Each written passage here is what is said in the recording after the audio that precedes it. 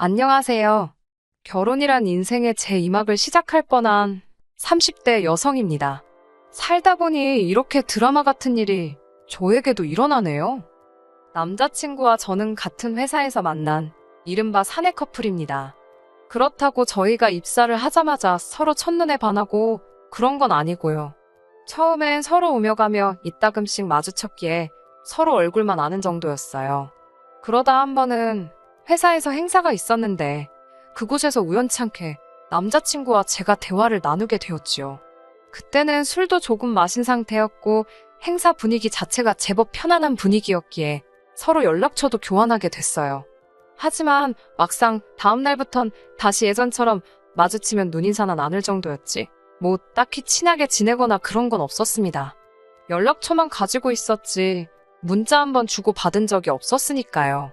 하지만 이후로 두어 달쯤 지났을 무렵 남자친구가 출장으로 갔던 곳에서 제 기념품을 사왔다며 만나서 직접 주고 싶다고 그러더군요. 솔직히 지금 나한테 데이트 신청을 하는 건가를 아는 생각이 들었네요. 아니나 다를까 역시나 남자친구는 주말 점심임에도 불구하고 정장 차림에 꽃까지 한 다발 들고 저를 기다리고 있었습니다. 게다가 행사 때와는 달리 귀까지 빨개져서는 어떻게든 대화를 이어가려는 그의 모습이 지금도 기억이 나네요. 사실 제약회사라는 곳이 다른 기업들보다 분위기가 보수적인 편이에요. 그렇다 보니 사내연애에 대한 시선이 곱지만은 않지요. 또 주변에서들 사내연애를 하다 헤어지기라도 하면 여자만 손해라며 같은 사무실에 있는 남자들은 남자가 아니라 도라르방 보듯 하라는 소리도 귀에 딱지가 앉을 만큼 들었기에 사내연애는 생각해본 적도 없었어요. 그래서 남자친구가 사귀자고 했을 땐 몇 번이나 거절을 하기도 했습니다. 하지만 10번 찍어 안 넘어가는 나무가 없다고 생각한 건지 남자친구는 계속해서 저에게 기회를 달라며 저에게 들이대더라고요. 솔직히 사내연애 자체에 대해 걱정이 많았던 거지 남자친구라는 사람이 싫은 건 아니었어요. 그래서 결국 또다시 고백을 받았을 땐 더 이상 그를 밀어낼 수 없었네요. 이후로 저희는 사람들의 눈을 피해 연애를 시작했습니다. 해녀 사람들이 눈치라도 챌까봐 회사에 있는 동안에는 남자친구에게 정말 눈길 한 번도 제대로 주질 않았고요. 그렇게 저희는 비밀스러운 연애를 이어나갔습니다. 그리고 조금 늦게 떠난 2주년 기념여행에서 남자친구는 프로포즈를 해왔고 저는 그 프로포즈를 기쁜 마음으로 받아들였습니다. 남자친구와 결혼을 결심했던 이유는 여러 가지가 있었지만 그중 가장 결정적인 건 남자친구의 성품 때문이었습니다. 같은 회사를 다니며 지켜본 남자친구는 다른 사람들에게 관대하고 친절했으며 자기가 하는 일에 대한 책임감을 갖춘 사람이었거든요. 게다가 저에게도 늘 다정다감하고 저희는 만나는 동안 크게 다투는 일도 없었으니 결혼 상대로는 딱이라고 생각했지요. 아무튼 결혼 이야기가 오고 가면서 양쪽 집안에 인사를 드리러 가자는 이야기도 나왔습니다. 이전까지 양쪽 집안에 서로 사귀는 사람이 있다고 말씀만 드렸지 소개를 한 적은 없었거든요. 제 입장만 이야기해보자면 일단 남자친구가 부모님께 소개해드리기에 마뜩찮고 그랬던 건 절대로 아닙니다. 사실 결혼을 약속하기 전에는 그래도 사람 일이라는 게 어떻게 될지 모르잖아요. 솔직히 정이라도 들었다가 서로 헤어지기라도 하면 저희 둘뿐만 아니라 어른들도 마음이 안 좋으실 것 같았습니다. 그래서 직접 만나 뵙는 일은 없이 명절이나 어른들 생신처럼 알면서 그냥 지나치긴 조금 껄끄러운 날들만 서로를 통해서 선물만 두세 차례 주고받고 했어요. 그리고 그때마다 남자친구가 어머님이 너무 좋아하셨다던가 절 너무 보고 싶어 하신다던가 그런 말을 해주었거든요. 전 그런 남자친구의 말을 철석같이 믿었기에 막연히 어머님께서 저에게 좋은 감정을 가지고 계실 줄 알았습니다. 저희 부모님도 남자친구에 대해서는 굉장히 호감을 갖고 계셨기도 했고요. 실제로 남자친구가 저희 집에 먼저 인사를 왔었는데요. 말이 인사지 집에서 저희 어머니가 차려주신 정말로 상다리 부러지게 차려진 밥상에 모여 앉아 화기애애한 분위기로 식사를 한 게 전부였습니다. 오고 간 이야기도 어머님께선 건강하시냐, 어머님 살아계실 때 잘해드려야 한다, 내 딸을 귀하게 여겨달라와 같은 지극히 부모님이 하실 수 있는 이야기가 전부였고요. 말이 나와서 말이지만 저나 남자친구나 서로에게 크게 부족한 부분도 없었습니다. 외모나 성격이야 측정 불가 항목이니까 제외하고 소위 결혼할 때 따지는 조건들만 얘기해 볼게요. 졸업한 대학도 비슷한 수준이었고 회사야 사내 커플이니 말할 것도 없죠. 남자친구가 저보다 나이도 3살 많고 사회생활도 먼저 시작했다 보니 저보다 연봉이 조금 높기는 했지만 몇백만 원 수준의 차이였습니다. 그리고 이런 이야기까지 하면 제가 너무 계산적으로 보일지도 모르겠지만 저희 부모님이 재벌은 아니어도 어디 가서 아쉬운 소리 하실 분들도 아니었고 노후 준비도 다 되어 있으셨어요. 어차피 이렇게 된 거 말이 나온 김에 다 해볼게요. 평범하고 경제적으로 부족함 없이 자란 저와 달리 남자친구의 사정은 좋지 못했습니다. 남자친구가 어렸을 때 부모님이 이혼을 하셨다는 사실을 사귄 지 얼마 되지 않았을 때 듣게 되었습니다. 요새야 이혼 가정이 예전보다는 흔하다면 흔해졌고 제 주변에도 이른 결혼을 후회하고 다시 돌아온 지인들도 있었으니 이혼 사실 자체가 충격적이진 않았습니다. 두 분이서 무슨 일로 이혼을 하시게 된 건지는 정확히 듣지는 못했네요. 좋은 일도 아닌데 먼저 말해주지 않는 걸 제가 나서서 꼬치꼬치 묻기가 그렇더라고요. 다만 아버님에 대한 남자친구의 감정이 굉장히 부정적인 걸로 보아서는 아버님의 잘못으로 헤어지신 게 아닌가 추측만 할 뿐입니다. 아무튼 여기까지야. 남자친구가 잘못해서 생긴 일은 아니니까 이게 남자친구의 단점이라고 생각하지는 않았어요. 그냥 참 안 됐다 정도랄까요? 이런 상황에서 오만하게 들릴 수도 있겠지만요. 남자친구의 어머님께서 저를 탐탁치 않아 하실 줄은 예상하지 못했습니다. 하지만 예비 시댁에 인사를 드리러 가는 날 차 안에서 남자친구가 그러더라고요. 사실은 어머님께서 절 별로 안 좋아하신다고요. 이유가 뭐냐니 자기도 잘 모르겠답니다. 그러면서 한다는 말이 어머니께서 예전부터 자기한테 의지를 많이 하셨는데 갑자기 결혼을 한다고 하니까 서운해서 그러시는 것 같다나요. 순간 머리가 띵하고 마음이 복잡해지더라고요. 아니, 그래서 내가 잘못한 게 뭔데? 당신 아들을 뺏어가는 것 같다 뭐 그런 건가? 드라마에서나 보던 일이 나한테 일어나는 건가? 별의별 생각이 다 들던걸요? 어느새 예비 시댁에 도착했을 땐 차 안에서 들었던 말이 있어서인지 출발할 때보다 2배 이상 긴장한 제 자신을 발견할 수 있었습니다. 그래도 여기까지 와서 어디 도망갈 수도 없고 어머님 마음에 들게 잘 해야겠다는 생각을 했습니다. 지금 생각하면 그런 생각을 했다는 것 자체가 억울하네요. 그렇게 들어선 시댁에는 예상하지 못한 분도 계셨는데요. 그건 바로 시이모님이셨습니다.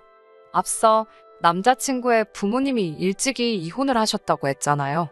실제로 두 분이 이혼하신 후 남자친구는 어머님과 둘이 살게 되었는데 그 생활이 쉽지만은 않았던 모양이에요.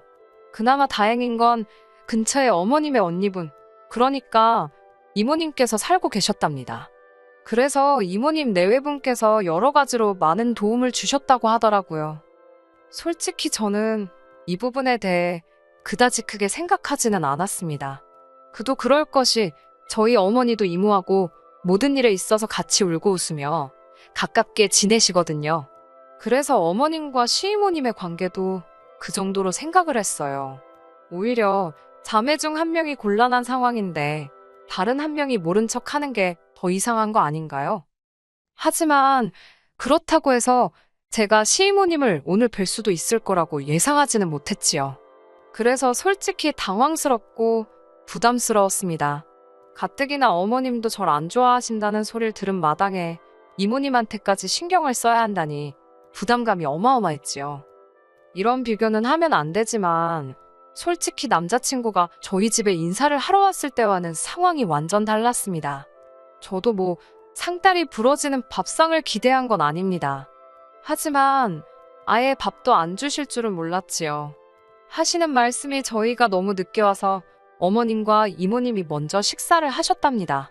당신들은 나이가 있어서 제때 식사를 안 먹으면 속이 아프시다고요. 무슨 말씀을 하시는지는 알지만 저희가 도착한 시간은 정오 12시 반이었습니다. 제가 서운할 만하지요. 그렇게 저희는 식탁이 아닌 거실에 모이게 되었는데요. 거실에 있는 소파가 3인용이었습니다. 남자친구가 저더러 소파에 앉으라며 자기는 바닥에 가서 앉더라고요. 그러자 어머님과 이모님께서 남자친구에게 너는 배탈도 잘 나는 애가 왜 바닥에 앉냐며 당신들 중 한 분이 바닥에 앉겠다고 말씀만 하시더라고요. 분위기상 제가 내려가 앉아야 하는 분위기였습니다만 저도 그냥 버티고 있었어요.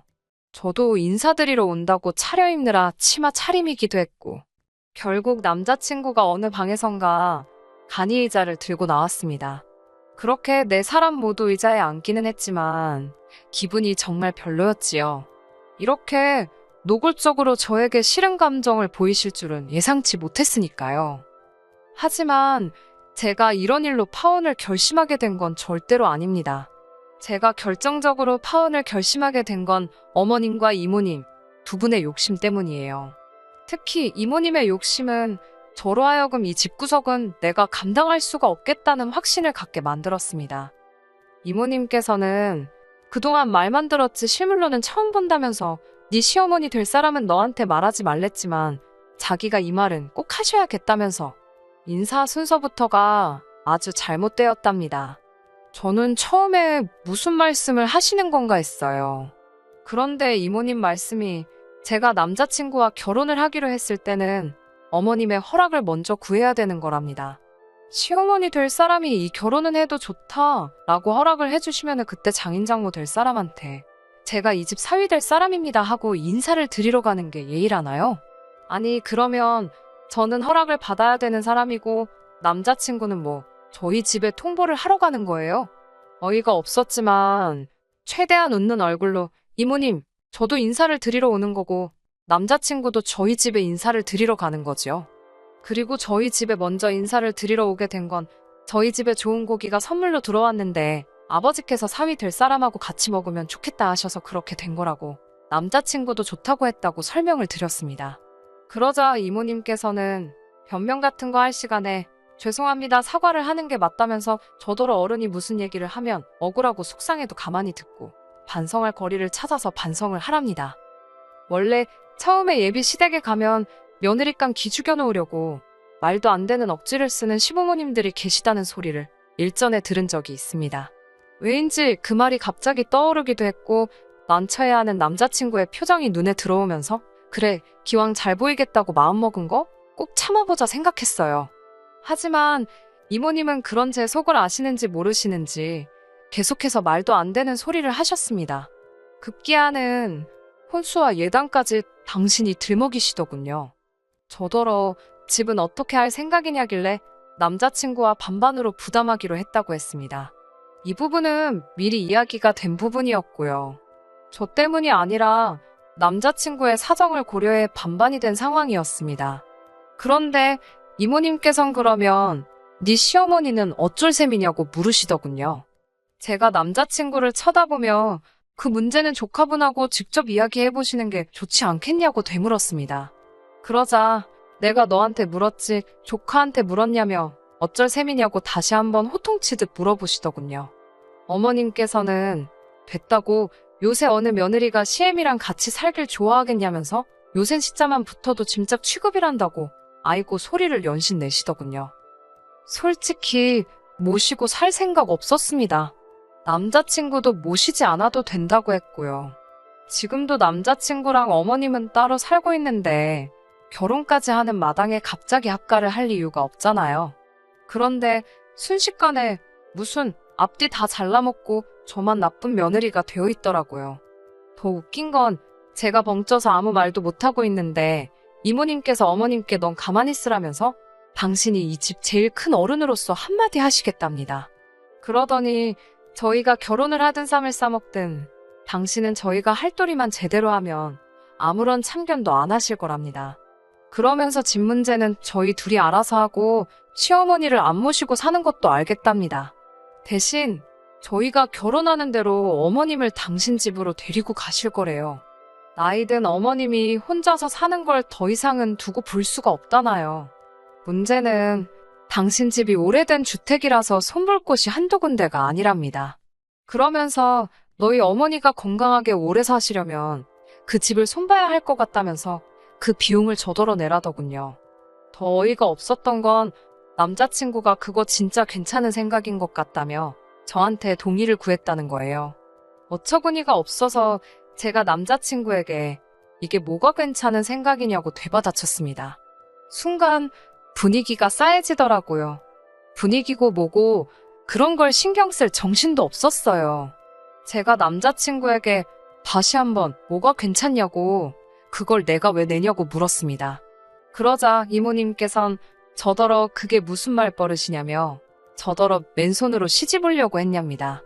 아까도 말씀드렸다시피 반반 결혼을 하기로 했어요라고 대답했더니 반반이고 뭐고 그래서 예단을 안 한다는 거냐고 화를 내시더군요.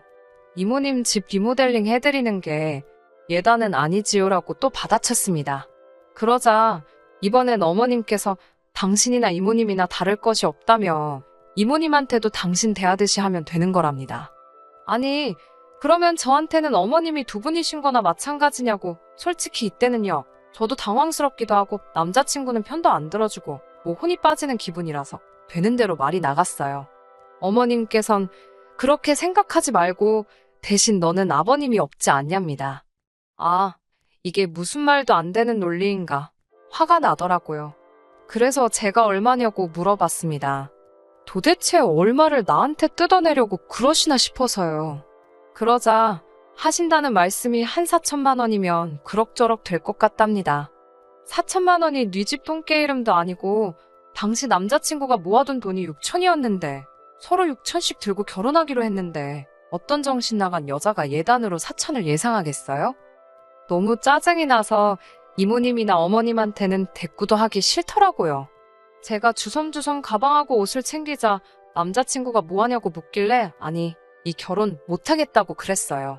돈이 없어서 못하겠다고 웃으면서 말했네요. 그냥 너 장가갈 때 쓰려고 모았다는 그 6천으로 이모님 댁이나 고쳐드리고 그게 좋겠다고요. 그러자 이모님께서는 저거 보라고 시댁이 아니라 지네 집에 먼저 갔을 때부터 마음에 안 들었답니다. 그리고 당신은 솔직히 돈이 아니라 제가 먼저 나서서 이모님 저희가 어머님 모실게요. 뭐 그런 소리가 듣고 싶어서 한번 저를 시험해 본 거라나요? 그게 더 화가 나더라고요. 자기가 뭔데 저를 시험을 해봅니까? 저도 너무 화가 나서 아이고 제가 원래 시험을 잘 보는 편인데 이번 시험은 너무 어려워서 기권하겠다며 한껏 빈정거리고 그 집구석을 나와버렸습니다. 나와서 택시를 잡으려고 하는데 속에서 정말이지 천불이 나더라고요. 뭐랄까 화를 주체할 수가 없었달까요? 그때 남자친구가 저를 쫓아왔던지 뒤에서 헉헉거리며 제 이름을 불렀습니다.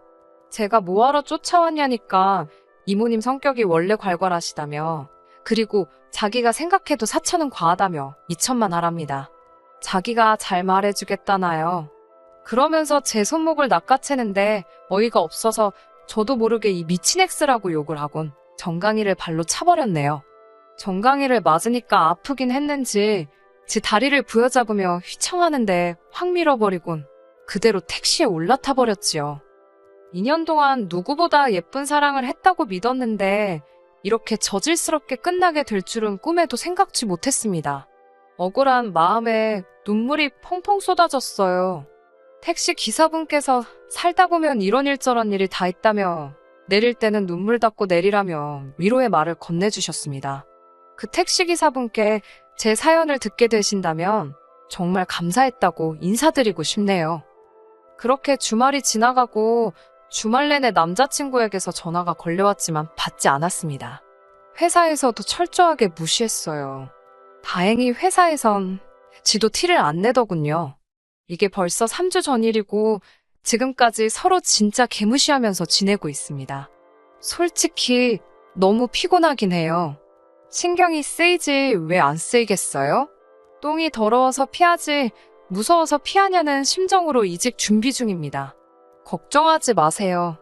낮춰서 갈 건 아니니까요.